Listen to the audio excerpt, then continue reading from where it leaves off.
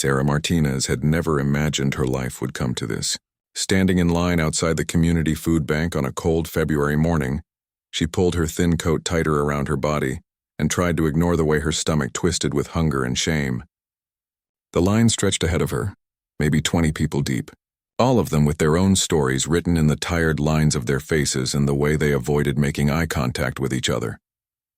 She glanced back at her car parked across the street, where her 7-year-old daughter Emma sat waiting, nose pressed against the window, her breath fogging up the glass. Sarah had told her to stay warm inside, had promised she'd be quick, but really she just didn't want Emma standing in this line with her. Didn't want her daughter to feel the weight of their situation any more than she already did. 6 months. That's how long it had been since Sarah lost her job as a dental assistant. The practice had downsized, last hired, first fired. She'd tried everything to find another position, sent out dozens of resumes, made phone calls, showed up in person at offices with her professional smile plastered on. But the responses were always the same. They'd keep her resume on file, they'd call if something opened up, they appreciated her interest. Meanwhile, the bills kept coming. The rent came due, then came due again. Her landlord had been patient at first, but patience only stretched so far. 3 months ago, they'd been evicted. Sarah still remembered the sick feeling in her stomach as she packed their belongings into her 12-year-old Honda Civic, trying to make it seem like an adventure to Emma. "We're going to camp out for a while, sweetheart. Won't that be fun?" Emma had believed her at first. Kids were good at believing what they wanted to believe. But as days turned into weeks and weeks turned into months, living in the car lost its novelty. Emma stopped asking when they'd go home. She stopped talking about it at school. Sarah could see her daughter withdrawing, becoming quieter, more careful with her words and her hopes. Every morning, Sarah made sure Emma got to school on time. She'd park a few blocks away so no one would see them getting out of the car with sleep-wrinkled clothes. She'd help Emma smooth down her hair in the rearview mirror, make sure her face was clean, her backpack organized. Whatever it took to maintain the illusion that everything was normal, that they had a home to go back to at the end of the day. The truth was exhausting to maintain. Sarah spent her days job hunting, sitting in public libraries to use the internet, filling out applications on her phone while parked in grocery store lots. She'd learned which places had the cleanest public restrooms, which parking lots didn't hassle people who stayed overnight, which community centers offered free meals on which days. Survival had become her full-time job, and she was constantly terrified she wasn't good enough at it. The worst part wasn't even the hunger, though that gnawed at her constantly. It wasn't the cold nights when she and Emma huddled together under every blanket they had. It was the fear, the constant crushing fear that someone would notice, would report them, would take Emma away from her. Every day, Sarah lived with the knowledge that one phone call to Child Protective Services could destroy what little they had left. So she kept their situation hidden. She made sure Emma was clean and fed, even if it meant Sarah went without. She packed Emma's lunches from food bank supplies, making them look as normal as possible. She volunteered at the school whenever she could, maintaining the image of a present, capable mother. And every day she prayed that no one would look too closely, would ask too many questions, would see through the careful mask she'd constructed. The line moved forward slowly. Sarah studied the building ahead, a converted warehouse with a faded sign reading Second Harvest Community Food Bank. She'd been here twice before in the past month. The volunteers were kind, never making people feel judged. But kindness didn't erase the shame Sarah felt every time she walked through those doors. This wasn't how her life was supposed to go. She'd worked hard, done everything right, and somehow it still hadn't been enough. A woman ahead of her in line stumbled slightly, and Sarah instinctively reached out to steady her. The woman was elderly, maybe in her 70s, using a walker that seemed like it had seen better days. She turned to Sarah with a warm smile that crinkled the corners of her eyes. "Thank you, dear," the woman said, her voice carrying a slight accent Sarah couldn't quite place. "These old legs don't work like they used to. Are you okay?" Sarah asked, concern momentarily overriding her own worries. "Oh, I'm fine. Just stubborn, my daughter says. She thinks I should stop volunteering here, but I tell her if I can still move, I can still help." The woman extended her hand. "I'm Margaret Chen." Sarah shook her hand, feeling the papery softness of her skin. "Sarah Martinez. You volunteer here?" Every Tuesday and Thursday for the past 5 years, Margaret said with obvious pride. Today I'm here for myself, though. My daughter insists I take some of the fresh vegetables they get donated. Says I don't eat enough greens. She laughed softly. What about you, dear? First time here? Sarah hesitated, then shook her head. Third time. Something in Margaret's expression shifted, became gentler somehow. Times are hard for many people. Nothing to be ashamed of. We all need help sometimes. The simple words shouldn't have hit Sarah as hard as they did. Her throat tightened and she blinked rapidly, refusing to cry in this line surrounded by strangers. Thank you, she managed to say.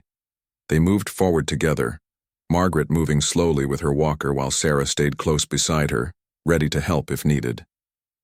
Margaret talked as they walked, sharing stories about the food bank, about the community, about her daughter and grandson.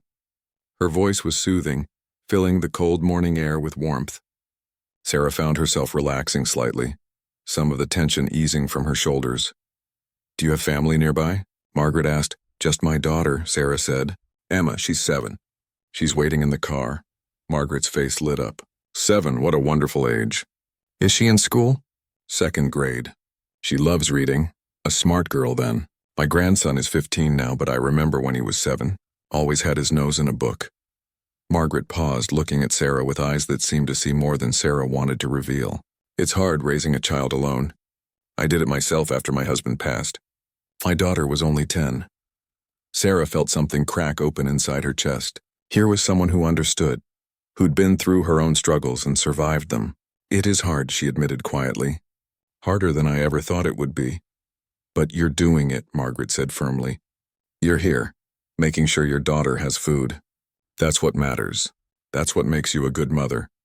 The words landed somewhere deep in Sarah's heart, in a place that had been aching for someone to tell her she was doing okay, that she wasn't failing, that her best was enough. She couldn't speak, could only nod as tears threatened to spill over.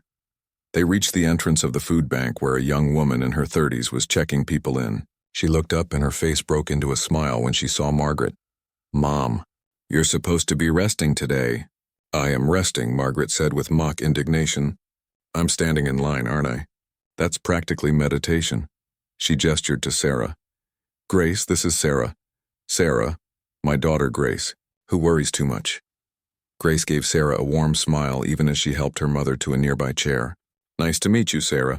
And Mom, you're impossible. Did you at least bring your medications? As mother and daughter bantered back and forth, Sarah felt a pang of longing so sharp it almost hurt. This was what family looked like. This easy affection, this caring that showed itself in nagging about medications and insisting on rest. Emma deserved this. Sarah wanted to give her daughter this sense of belonging, of being surrounded by people who cared. The line moved forward and soon Sarah was gathering boxes of food, carefully selecting items that would last, that Emma would eat, that she could prepare with minimal resources. A volunteer helped her carry everything to her car, and Sarah's heart sank when she saw Emma's face pressed against the window, clearly visible now, surrounded by the blankets and bags that made it obvious they were living there. She loaded the boxes quickly, trying to maintain her dignity, when she heard a voice behind her. Sarah? She turned to find Margaret leaning on her walker, with Grace beside her carrying her own box of food. I hope this isn't too forward, Margaret said, but my daughter makes far too much food every week and insists on forcing it on me. Would you and Emma like to join us for dinner tonight? We're having dumplings and I made enough to feed an army. Sarah's first instinct was to refuse, to maintain the pretense that everything was fine. But then she looked at Margaret's kind face, at Grace's welcoming smile, and thought about Emma sitting in that cold car, eating canned soup for dinner again. We'd love to, Sarah heard herself say, and felt the first tiny flutter of something that might have been hope. Sarah spent the rest of the day second-guessing her decision. As she sat in the library with Emma doing homework, as they killed time walking through a department store to stay warm, as evening approached and she entered the address Margaret had given her into her phone's GPS, part of her wanted to make an excuse and not show up. Pride was a funny thing. Even when you had nothing left, it still found ways to make you feel like accepting help was admitting defeat. But Emma's excitement overrode everything else. The moment Sarah had told her they were having dinner at someone's house, Emma's whole face had transformed. Her daughter had been so careful lately, so quiet and contained, trying not to be too much trouble. Seeing her smile that widely, hearing her ask questions about what kind of food they'd have and whether there would be other kids there, Sarah couldn't bear to disappoint her. The Chen family lived in a modest neighborhood about 15 minutes from the food bank. The houses were small but well-maintained, with little yards and porches lit by warm yellow lights.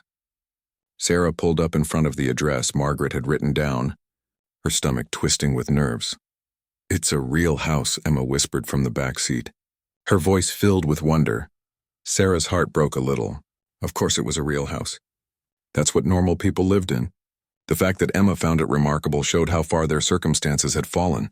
"Remember your manners, okay?" Sarah said, smoothing down Emma's hair. "Say please and thank you. Don't ask for anything, and if you need to tell me something, whisper it to me quietly." Emma nodded seriously, and together they walked up to the front door. Before Sarah could knock, it swung open and Margaret stood there beaming at them. "You came. Oh, I'm so glad. Come in, come in. It's freezing out there." The house enveloped them in warmth the moment they stepped inside. Not just physical warmth, though Sarah felt that too, her cold fingers tingling as they thawed. But something else, something that felt like safety and welcome and home. The living room was small and crowded with furniture that didn't quite match, but everything was clean and comfortable looking. Photos covered every available surface, chronicling years of family moments. "Everyone, this is Sarah and Emma," Margaret announced, leading them into the dining room where the table was already set. "Sarah, Emma, this is my daughter Grace you met this morning, her husband David and their son Marcus." David stood to shake Sarah's hand, a tall man with kind eyes and laugh lines. Marcus, a lanky teenager with braces, gave them a shy wave. Grace was already pulling out chairs for them. "And this is my son James and his wife Lily," Margaret continued as a couple emerged from the kitchen carrying steaming bowls. James had his mother's warm smile, and Lily had the kind of graceful energy that put people at ease. Everyone greeted them without any awkwardness, without making Sarah feel like a charity case. They simply welcomed her and Emma like they were guests who'd been expected. "Marcus, why don't you show Emma your book collection?" Grace suggested. "I heard she likes to read." Marcus brightened considerably. "Really? What kind of books do you like?" Emma, who'd been clinging to Sarah's side, glanced up at her mother for permission. Sarah nodded encouragingly, and Emma followed Marcus down the hallway, her voice growing animated as she started telling him about her favorite series. "She'll be fine," Grace said gently, seeing Sarah's worried expression. "Marcus is great with younger kids. He volunteers at the library's reading program." Dinner was unlike anything Sarah had experienced in months. The table was crowded with food, steaming dumplings and stir-fried vegetables and rice, more than this family could possibly eat themselves. Everyone talked and laughed, passing plates and telling stories, including Sarah in the conversation so naturally that she almost forgot to feel self-conscious. Margaret sat at the head of the table like a benevolent queen, keeping the conversation flowing and making sure everyone's plate was full. She asked Sarah about her background, about Emma's interests, about what she'd done before, all without any prying questions about her current situation. "I was a dental assistant," Sarah found herself explaining. "I loved it, actually. I liked helping people feel better, less nervous about being at the dentist. There's something satisfying about taking care of people." James, who'd been quiet mostly, looked up with interest. "Really? What kind of practice did you work in?" "General dentistry. Some cosmetic work, but mostly routine care. Cleanings, fillings, the occasional root canal." "Did you do any of the administrative work or mostly assist with procedures?" "Both, actually. The office was small, so we all wore multiple hats. I managed scheduling, some insurance billing, patient records, but I preferred working chairside." James exchanged a glance with his wife. "I manage a dental practice across town. We've been desperately short-staffed for the past 2 months. Our last assistant moved out of state, and we've been struggling to find someone qualified." Sarah's heart began to pound. "Really? The position's still open. We need someone who knows what they're doing and actually cares about patients." He paused, studying her face. "Would you be interested? I know we just met, but Mom's a pretty good judge of character. And if she brought you to family dinner, that says something." Sarah felt dizzy. Was this really happening? A job offer just like that? Over dumplings at a stranger's dining table? Yes, I would be very interested. I'd need to check your references, of course. And you'd need to do a working interview, see if it's a good fit. But we could start that process immediately if you're serious. I'm serious, Sarah said, her voice stronger than she'd heard it in months. I can give you references right now. I can come in tomorrow. Lily reached over and squeezed her husband's hand, smiling. James has been complaining about the staffing situation for weeks. Looks like Mom solved his problem without even trying. That's what mothers do, Margaret said with satisfaction. We fix things. The rest of the dinner passed in a blur. Sarah gave James her information, and he promised to call her first thing in the morning to set up an interview. She tried to focus on the conversation, on being present and grateful, but her mind was racing. A job, a real job with steady income. The possibility of getting back on her feet, of finding an apartment, of giving Emma stability again. Emma returned from Marcus's room with her eyes shining, clutching a book he'd insisted she borrow. Mom, Marcus has the whole series, and he says I can borrow them one at a time if I want. That's very kind of him, Sarah said, her voice thick with emotion. When it was time to leave, Grace pulled Sarah aside while the others said goodbye to Emma. I'm a social worker, she said quietly. I don't want to overstep, but I noticed some things about your car earlier. If you need resources, if you need help navigating the system, that's literally my job. No judgment, just information if you want it. Sarah's eyes filled with tears. She'd been so careful to hide their situation, but of course Grace had seen. Social workers were trained to notice these things. We're managing, she said automatically. I'm sure you are. You're clearly a wonderful mother doing everything you can. Grace pressed a business card into Sarah's hand. But managing alone is harder than it needs to be. Just think about it.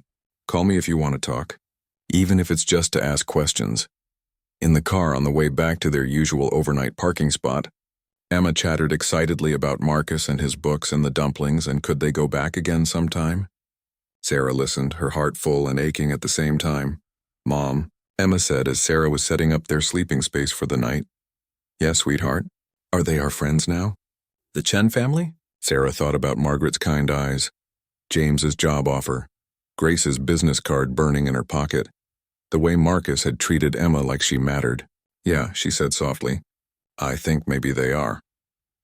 Emma snuggled into her blankets with a contentment Sarah hadn't seen in months. Within minutes, she was asleep, clutching Marcus's borrowed book like a treasure. Sarah lay awake long into the night, hope and fear warring in her chest. She'd learned the hard way that things could fall apart so quickly, but maybe, just maybe, they could come together quickly too. Maybe accepting help wasn't defeat. Maybe it was just being human. She looked at Grace's business card in the dim light from the street lamp. Tomorrow she'd call James about the job. And maybe if she was brave enough, she'd call Grace too. For Emma's sake, if not her own. For the first time in 6 months, Sarah fell asleep believing that tomorrow might actually be better than today. James called at 8:30 the next morning, his voice warm and professional. Sarah, I hope it's not too early. I wanted to catch you before the day got away from me. Sarah had been sitting in the library parking lot, watching Emma sleep in the back seat and trying to work up the courage to call Grace. The phone ringing had startled her. No, it's fine. I'm up. Great. Listen, I talked to my office manager and we'd love to have you come in for a working interview today if possible. I know it's short notice, but like I said, we're desperate. Could you make it at 11? Sarah's mind raced. Emma's school didn't start until 1 on Wednesdays, a quirk of the district's schedule. She could drop her at the library's children's section if needed. Yes, I can be there. Perfect. I'm texting you the address now. Oh, and Sarah, don't stress too much. From what you described at dinner, you're exactly what we need. This is really just to make sure we work well together. After they hung up, Sarah sat staring at her phone for a long moment. This was real. This was actually happening. She looked down at her clothes. The same jeans and sweater she'd been rotating for weeks. They were clean, at least. She'd washed them in a laundromat sink 2 days ago. But they were worn, faded in spots. Was this appropriate for a job interview? Movement in the back seat caught her eye. Emma was waking up, her hair sticking up in all directions. Morning, baby, Sarah said, trying to keep her voice steady and normal. Where are we? Library parking lot. But guess what? I have a job interview this morning. Emma's eyes went wide. A real job? The question hurt, but Sarah understood it. For Emma, Normal life had become such a distant memory that a job interview was almost fantastical. A real job. At a dental office. Remember James from last night? It's his office. The Chen family helped us. They did. Emma was quiet for a moment, processing. Are we allowed to need help? Sarah felt tears prick her eyes. 7 years old, and already Emma had absorbed the shame Sarah had tried so hard to hide. Yes, sweetheart. Everyone needs help sometimes. There's no shame in that. Then why do you always say we're fine when people ask? Out of the mouths of children. Sarah climbed into the back seat and pulled Emma into her lap. Because I was scared. Scared that if people knew how much we were struggling, they might try to separate us. But I'm learning that some people want to help because they're good, not because they want to take things away. Emma nodded against her chest. The Chens are good people. They really are.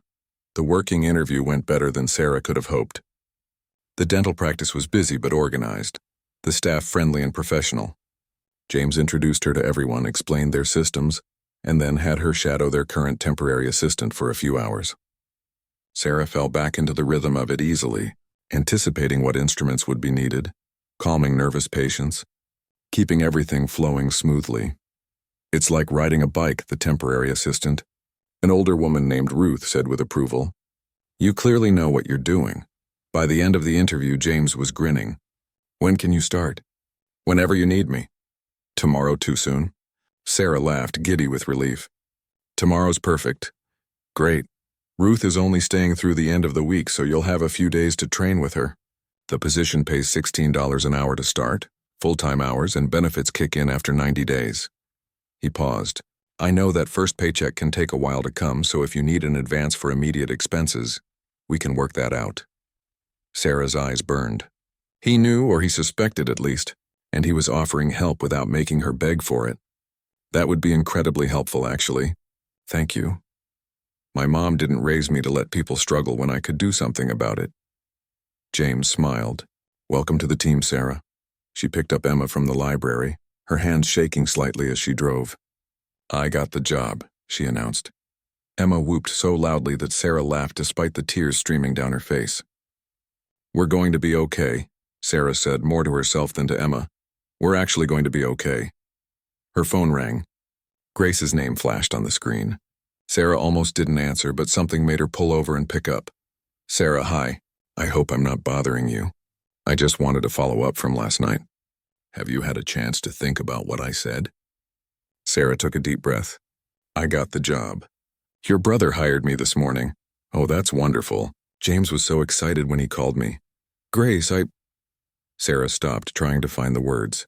We've been living in my car, Emma and me, for 3 months. Silence on the other end, but not the judgmental kind. The listening kind.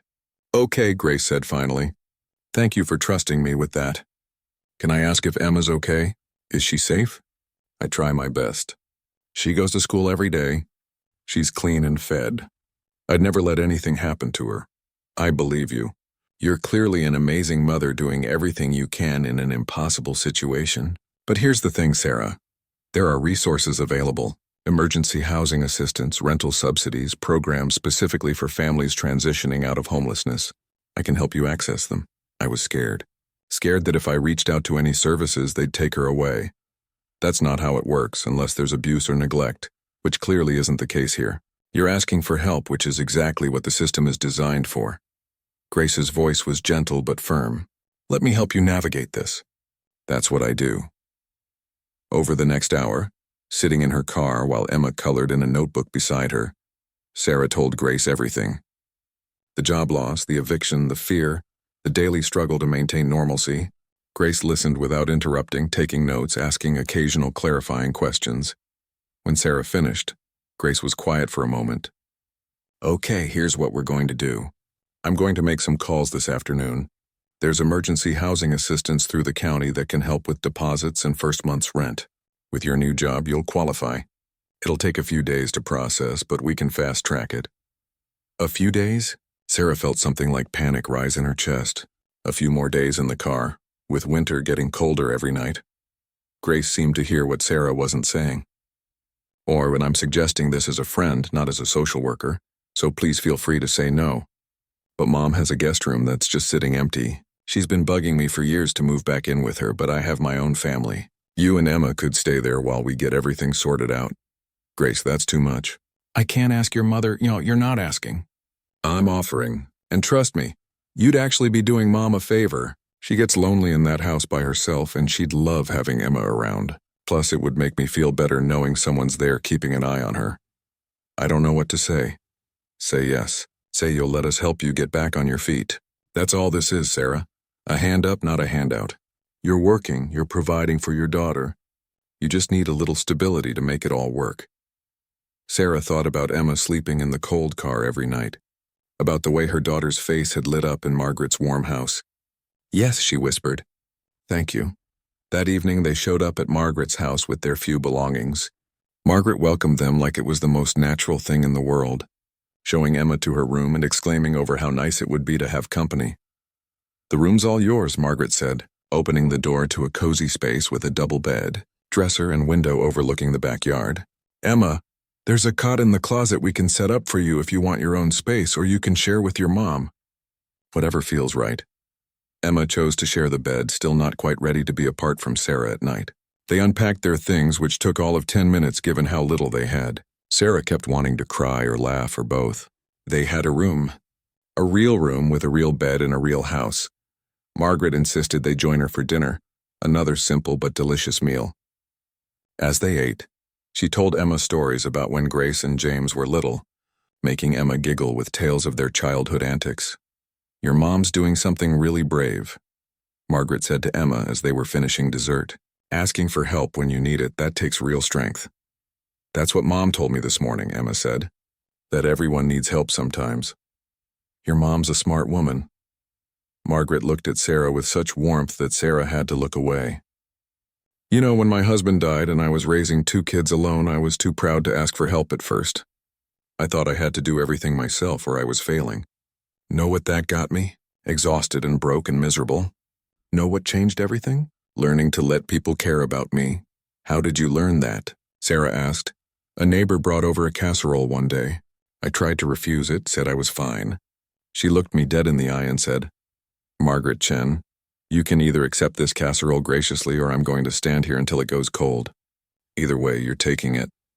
Margaret laughed at the memory. That's when I realized that letting people help me wasn't weakness. It was giving them the gift of being able to make a difference. Sarah thought about that as she and Emma got ready for bed in their borrowed room.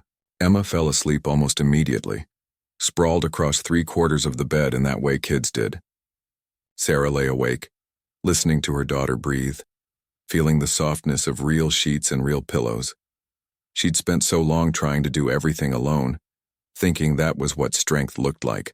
But maybe real strength was knowing when you needed help and being brave enough to accept it. Maybe it was trusting that some people's goodness was genuine, that not everyone had ulterior motives. In the morning, she'd start her new job.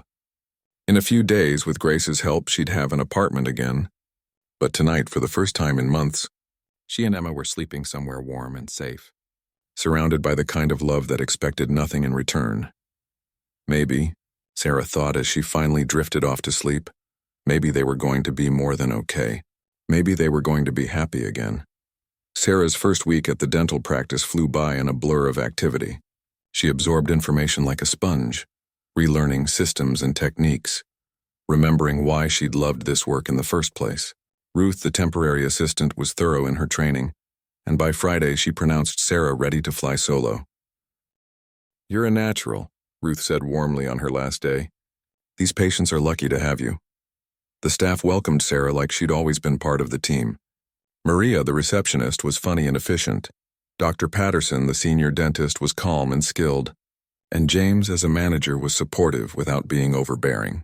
When Sarah's first paycheck came through at the end of the week, with the advance James had promised, she nearly cried right there in the break room. This is more than we discussed, she said, looking at the amount.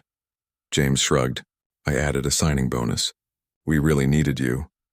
The signing bonus was enough to cover what Grace had told her she'd need for the apartment deposit. Things were falling into place so quickly it almost felt unreal, like she'd wake up and discover it was all a dream. Meanwhile, living with Margaret had become its own kind of revelation. The older woman seemed to genuinely enjoy having them there.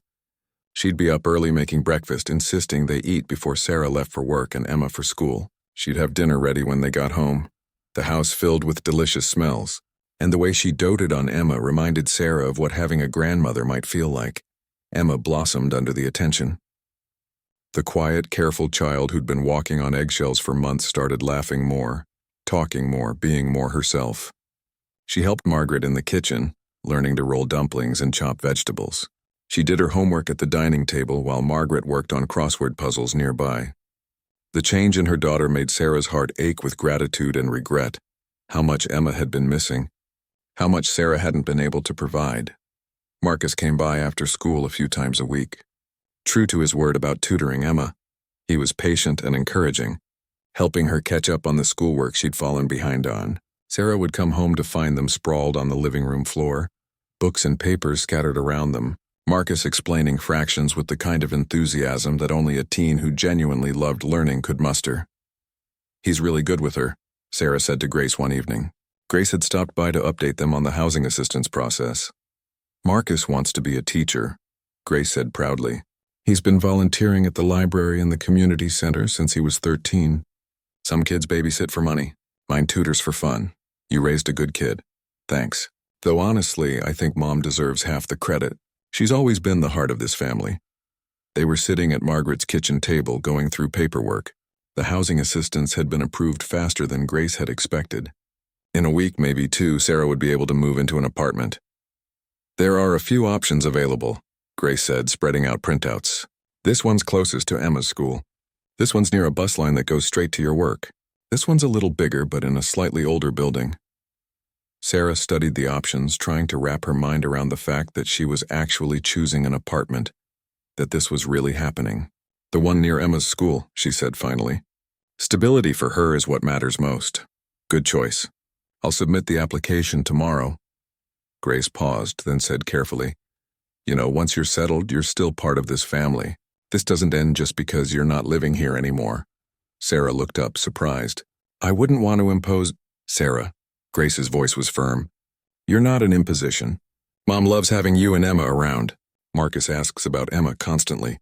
James texts me every day about how great you're doing at the office. You're not a charity case we helped and moved on from. You're our friend. Family even." The word family hit Sarah square in the chest. She'd been alone for so long, her and Emma against the world. The idea that they might belong somewhere, might be part of something bigger than just the two of them, was almost too much to hope for. That weekend, the Chen family descended on Margaret's house for what they called their monthly dinner. David showed up with his famous barbecue. Lily brought homemade spring rolls. Marcus carried in a cake he'd apparently baked himself. The small house filled with noise and laughter and love. Emma was in heaven, following Marcus around like a puppy and helping Lily set the table. Sarah tried to help but kept getting shooed away from the kitchen by Margaret. "You work all week," Margaret scolded. "Tonight you relax." So Sarah sat in the living room with James and David, listening to them debate basketball and politics, feeling something unknot in her chest. This was what family dinners were supposed to feel like. Easy and warm and full of the kind of teasing that came from real affection. At one point, Emma climbed into Sarah's lap, something she didn't do as much anymore now that she was getting bigger and more independent. "Mom," she whispered, "yeah, baby? Is this what happy feels like?" "I forgot." Sarah hugged her daughter tight, pressing her face into Emma's hair so no one would see her tears. "Yeah, sweetheart. This is what happy feels like." Dinner was chaotic and perfect. They crowded around the table, passing dishes and talking over each other and laughing at Marcus's stories about his theater class. Margaret sat at the head of the table, beaming at her family, and Sarah realized with a start that she and Emma were included in that gaze, counted among the people Margaret was so obviously proud of. After dinner, while the adults cleaned up and Emma played a board game with Marcus, Grace pulled Sarah aside. "I have news about the apartment. The application was approved. You can move in next weekend if you want." "Next weekend?" Sarah felt a mix of excitement and something else. Nervousness, maybe. Or was it sadness? Grace seemed to read her mind. "You're going to do great. And we're not going anywhere. Sunday dinners are mandatory in this family. You've been warned. I don't know how to thank you all. You've given us so much. You want to thank us? Live well, be happy. Let Emma grow up knowing that the world has good people in it." Grace squeezed her hand. And maybe when you're stable and settled, pay it forward. Help someone else the way we helped you. The next week was a whirlwind of preparation. Sarah worked her regular shifts, slowly building up her savings.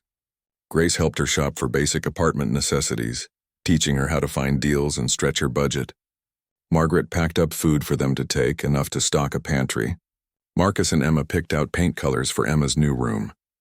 The apartment itself was small but clean, on the second floor of a well-maintained building.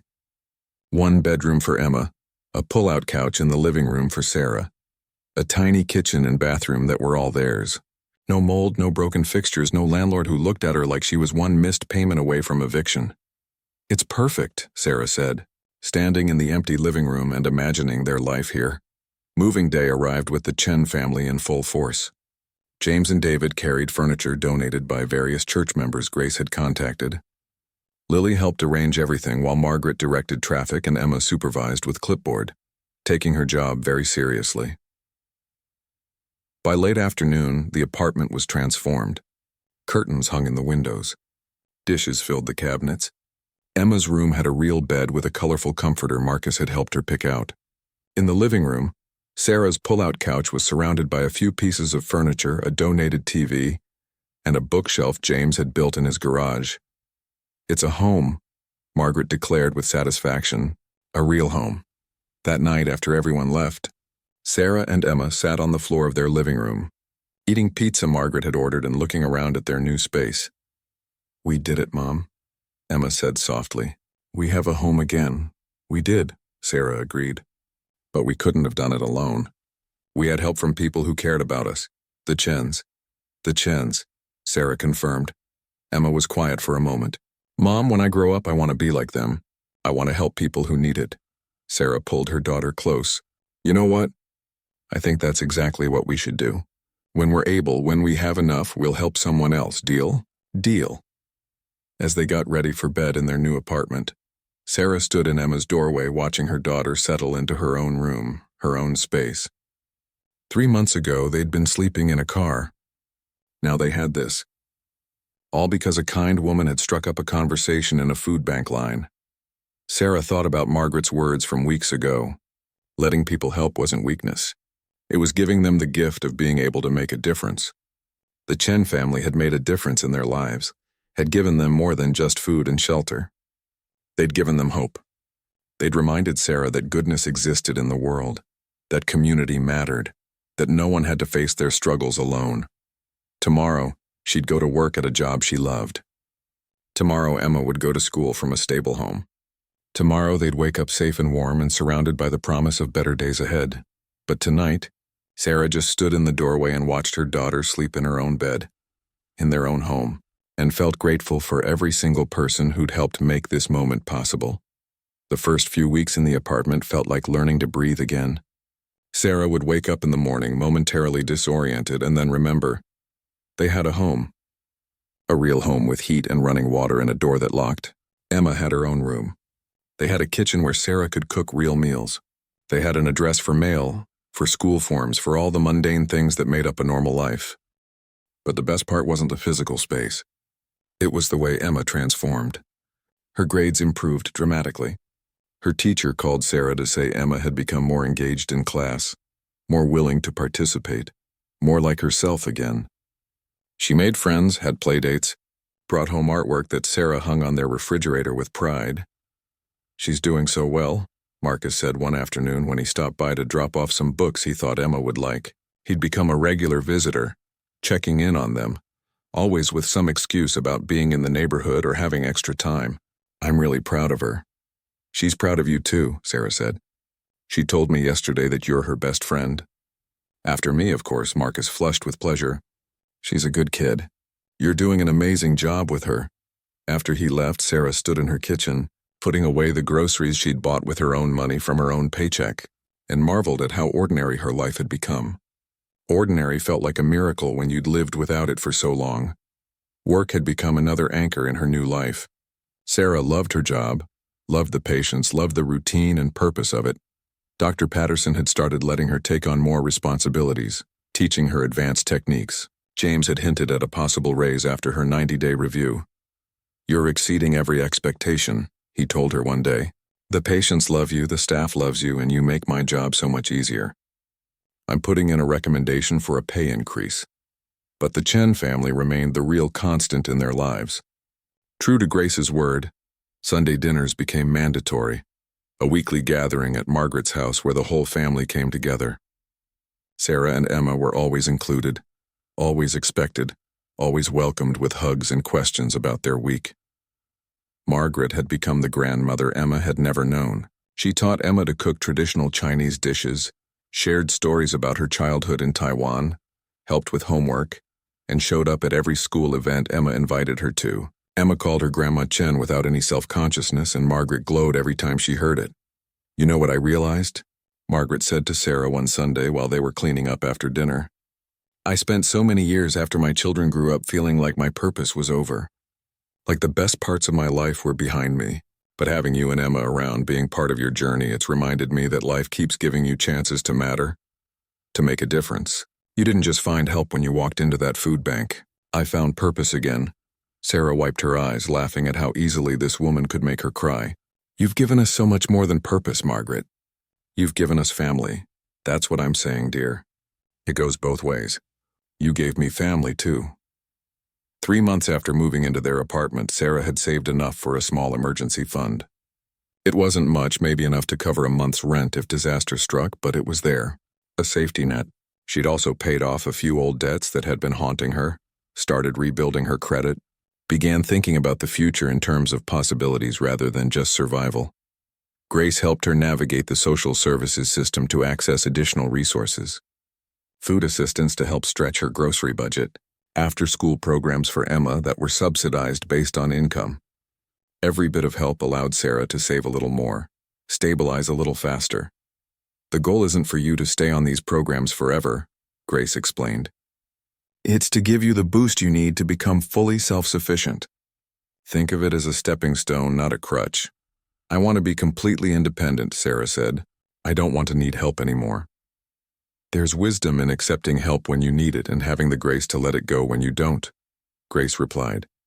"But Sarah, no one is ever completely independent. We all need each other. That's what community is." On a Tuesday afternoon in late spring, Sarah stood in the food bank parking lot, the same one where she'd met Margaret nearly 6 months ago, but this time she wasn't there to receive food. She was there to volunteer. Margaret had recruited her, of course. "I could use the company," she'd said. And who better to help people in need than someone who's been there? So Sarah spent her afternoon off helping organize donations, carrying boxes, greeting people as they came through the line. She saw herself in their faces, the mixture of need and shame, hope and fear. She tried to offer each person what Margaret had offered her: kindness without judgment, help without conditions. A young woman came through with 2 small children, and Sarah's heart squeezed with recognition. She saw the way the woman wouldn't quite meet anyone's eyes, the way she kept the children close, the worn quality of their clothes. Without saying anything about her own experience, Sarah helped the woman select items, pointed her toward additional resources, and made sure she left with enough to feed her family for at least a week. "You're good at this," Margaret said, watching her work. "You have compassion that comes from understanding. I just keep thinking that could still be me. I'm only a few bad breaks away from being back where I started, but you're not. And even if life knocked you down again, which it won't if I have anything to say about it, you know now that you don't have to face it alone. You have people who care about you." After their shift, they went back to Margaret's house for tea. Emma was there with Marcus, working on a school project. The sight of her daughter, confident and happy, laughing at something Marcus said, still took Sarah's breath away sometimes. "Mom," Emma called out, "Marcus is helping me build a model of the solar system for science class." "That's great, honey." Emma bounded over, throwing her arms around Sarah's waist. "Can we stay for dinner? Grandma Chen is making my favorite noodles." "If it's okay with Grandma Chen," Sarah said, meeting Margaret's eyes. "It's always okay," Margaret said firmly. "This is your home too, whenever you want it to be." Later that night, back in their apartment, Sarah tucked Emma into bed and sat beside her for a moment. "Mom?" Emma said sleepily. "Remember when we lived in the car?" Sarah's chest tightened. "Yeah, baby. I remember. Sometimes I think about it and it feels like it happened to different people. Like that wasn't really us, it was us. But we're not there anymore. Because of the Chens, because of a lot of things, Sarah corrected gently. Because of the Chen's kindness, yes. But also because I kept trying to find work. Because you were brave and strong through all of it, because we didn't give up. And because you learned to ask for help. Sarah smiled. Her wise, perceptive daughter. Yes, that too. That might have been the most important thing. When I grow up, I want to help people like the Chens helped us. You will. You already do, you know. The way you're kind to other kids at school. The way you help Grandma Chen in the kitchen, the way you make people smile. That's helping too. Emma thought about that for a moment. Being kind is like passing along the help? Exactly like that. After Emma fell asleep, Sarah stood at her bedroom window looking out at the neighborhood. Lights glowed in windows. People were going about their evening routines, living their ordinary lives. She was one of them now. Ordinary, stable, safe. Her phone buzzed with a text from Grace. Mom wanted me to remind you about the big family dinner this Sunday. James's birthday. She's making his favorite dishes and there will be cake. You better be there. Sarah smiled and texted back. Wouldn't miss it for anything. 6 months ago, she'd been standing in a food bank line, desperate and alone, just trying to find enough food to feed her daughter. She'd had no idea that the elderly woman with the walker would change everything. That a simple conversation would lead to this. A family, a home, a future full of possibility. Margaret had given her so much more than food that day. She'd given her hope. She'd shown her that goodness existed, that people cared, that accepting help wasn't weakness but wisdom. The Chen family had wrapped Sarah and Emma in love and support, had helped them get back on their feet, and had never made them feel like charity cases or burdens. And now, Sarah was paying it forward. Volunteering at the food bank, being kind to strangers, teaching Emma through example that when you've been helped, you help others. The cycle of kindness Margaret had started rippled outward, touching more lives than any of them would probably ever know. Sarah thought about the young woman she'd helped at the food bank that afternoon, wondered about her story, hoped she had her own Margaret waiting somewhere in her future. Maybe she'd be that person for someone someday. Maybe she already had been. She looked around her small apartment at the home she and Emma had built with help from people who'd become family. This was more than just a place to sleep. It was proof that the world had more kindness in it than cruelty, more hope than despair, more people willing to help than people willing to harm. Sarah had gone searching for food and had found so much more. She'd found dignity, purpose, community, and love. She'd found family not through blood but through choice, through the simple human connection that happens when one person sees another's need and decides to do something about it. Tomorrow she'd go to work. Tomorrow Emma would go to school. Tomorrow they'd live their ordinary, beautiful, stable life. And on Sunday, they'd gather around Margaret's table with the people who'd given them everything and they'd share a meal, tell stories, and laugh together like families do.